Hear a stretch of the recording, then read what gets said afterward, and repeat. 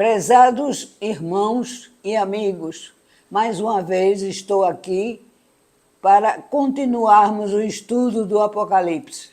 Estamos dando o capítulo 7, nos versículos 13 a 17 hoje.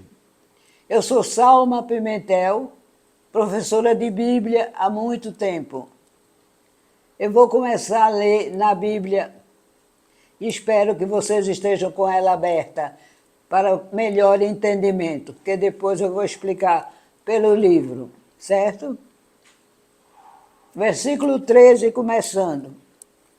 E um dos anciãos me falou, dizendo, estes que estão vestidos de vestes brancas, quem são? De onde vieram? E eu disse-lhe, Senhor, tu sabes. E ele disse-me, estes são os que vieram da grande tribulação. Lavaram as suas vestes e as branquearam no sangue do Cristo, do Cordeiro. Por isso estão diante do trono de Deus e os servem de dia e de noite no seu templo. E aquele que está assentado sobre o trono os cobrirá com a sua sombra. Nunca mais terão fome, nunca mais terão sede, nem sol, nem calma alguma cairá sobre eles. Nem nenhuma desgraça, nada de dores. Porque o Cordeiro que está no meio do trono os apacentará e lhes servirá de guia para fontes de as águas da vida. E Deus limpará de seus olhos toda lágrima. Aleluia. Agora vamos à explicação do livro, dos versículos 13 até o versículo 17. Vou começar aqui no livro. E a pergunta do ancião a João nos faz identificar aquela multidão de branco vestida, os bem-aventurados, que lavaram suas vestes sujas pelo pecado no sangue do Cordeiro, e por isso estavam limpos dos pecados cometidos e do ataque dos pecados no futuro. Venceram todos os poderes do mal, conseguindo a grande e maravilhosa alegria de poder comparecer aprovados diante do grande e único Deus, que os remiu através do sangue de seu Filho. A promessa de Jesus é, bem-aventurados são os puros de coração, porque verão a Deus. Está em Mateus, capítulo 5, versículo 8. Versículo 15 agora. Nesse trecho, há algo muito significativo que está oculto. A tarefa de servir a Deus, dia e noite, era dos levitas e dos sacerdotes. 1 Crônicas diz isso no capítulo 9, versículo 33. E agora nós vemos essa responsabilidade passada para os que estão diante do trono e que provém de todas as raças, línguas e nações. É algo maravilhoso e revolucionário. No templo da Jerusalém terrestre, nenhum gentio poderia passar além do pátio dos gentios. E não cumprir essa ordem era sofrer morte como castigo. Os judeus podiam atravessar o pátio das mulheres, chegar até o pátio dos israelitas, mas a partir daí não tinham direito de ir avante. Era expressamente proibido a um leigo entrar no pátio dos sacerdotes. No templo da Jerusalém celeste, não há diferenças entre judeus e gentios. Todos poderão chegar à presença de Deus, sacerdote, que não faz acepção de pessoas.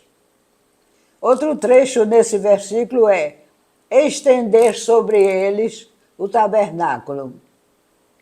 A palavra que significa isso em grego é skenum, que provém de skenen, significando tenda. Os judeus associaram esta palavra a outra, no seu próprio idioma, que, embora não tenha o mesmo significado, soa de uma maneira bastante parecida. A palavra é Shekinah, presença, que significa presença visível de Deus, sempre em forma de uma nuvem refulgente. No Monte Sinai, quando Deus entregou os 10 mandamentos a Moisés, o Shekinah o cobriu por 7 dias. No templo construído por Salomão, os sacerdotes não puderam entrar até que o Shekinah se retirou.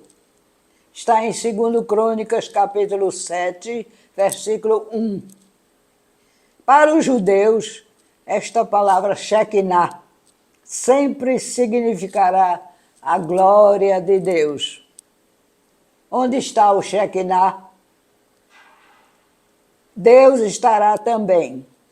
E, logicamente, o sentido do texto será que Deus estenderá a sua glória para cobrir os bem-aventurados, que viverão eternamente na sua luz. Versículos 16 e 17 finais. Estes textos encerram a promessa mais real e maravilhosa dada aos homens, a satisfação final de toda a fome, toda a sede do corpo e da alma. Em Mateus 5, versículo 6, em João, capítulo 6, versículo 35, e João ainda, no capítulo 14, versículo no capítulo 4, versículo 14, e João ainda, capítulo 7, versículo 37, Jesus sempre diz as mesmas palavras. E nele realmente o homem encontra e encontrará sempre a satisfação plena de todos os seus anseios. João não inventou essas palavras quando escreveu esses versículos, mas repetiu o que encontrou no livro do profeta Isaías, que as escutou do próprio Deus, no livro de Isaías, capítulo 49, versículo 10. E em Jesus Cristo, o divino pastor, que conduzirá todas as suas ovelhas e às fontes de água viva, sem as quais a vida seria ou será impossível, e que secará dos olhos toda lágrima, livrando-nos de todos os sofrimentos. Veremos aquela grandiosa promessa de um grande Deus fiel, que tudo que ele diz se cumpre. Essa promessa finalmente será cumprida a todos os homens que o reconhecem como Filho de Deus e Salvador.